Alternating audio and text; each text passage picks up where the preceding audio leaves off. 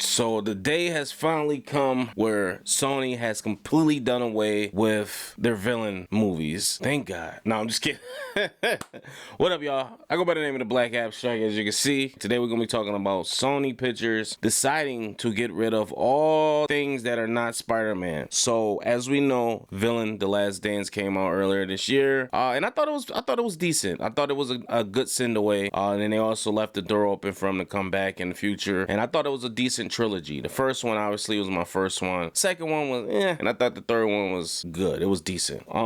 As we know, Kraven the Hunter is coming out, and we heard that they had a panel room at Comic-Con, and they said the room was completely empty. Nobody was in there even seen it. And I agree, and I believe that because they released an 8-minute clip of the movie, and I sent it to about 2 people, and neither them nor I even watched the clip. We didn't even bother. And one of the reasons is, dude, they got fucking Pedro Maximoff to be Kraven. Like, what are we doing here? Don't get me wrong. Decent actor, good kid, but I just think for that role, they could have got somebody different. I just, a younger Antonio Banderas would have been perfect for that role.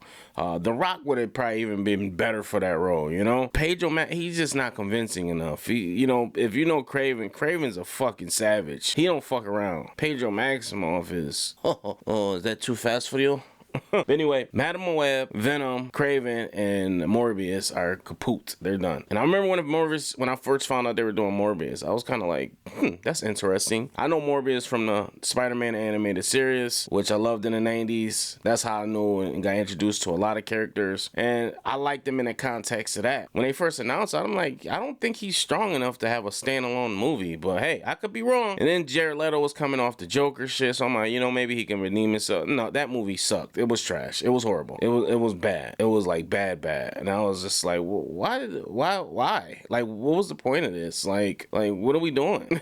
Introduce them in the movie. It's a storyline there that could be done the right way. Do it, or maybe make a fucking TV show that's more center and you got a little more room to play. I don't get it, but I think they saw, hey, it worked for Venom. This was a shot in the dark. Let's try it with him. But Venom is Venom. Venom always been one of the more popular Spider-Man villains because he's like a Spider-Man. He's a bad Spider-Man, pretty much. He does the same shit. So that worked because of that. But, Morbius and then that Madam Web, I heard about her from Spider-Man the animated series. And I was like, oh, this is cool. Because when I saw her, she was sending Spider-Man back in time. So I'm not thinking like, oh, this is going to be different. But then they're like, oh no, it's going to be a younger version of her. And then I watched the movie. It's like a bunch of Spider-Womans. And I'm like, this is fucking horrible. Like, who watches this? Yeah, this is good. Send this out. People are going to love a bunch of girl Spider-Mans. Ha. Yep. Let's do it. No.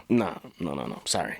Didn't work. So with that being said, they axed it. They said they're going to focus primarily on Spider-Man 4, Across the Spider-Verse Part 2, and another Spider-Man adaptation, I believe. Maybe it's the Tobey Maguire. No, not Tobey Maguire. Andrew Garfield one. I don't know. It was another Spider-Man, but they're focused primarily on Spider-Man. That's the main entity they own. So we'll see how that goes. Post your comments below. I want to know what you guys think about this. Do you think they're doing the right thing by pulling the plug on these? Or do you think they couldn't have done it soon enough? Let me know. Peace.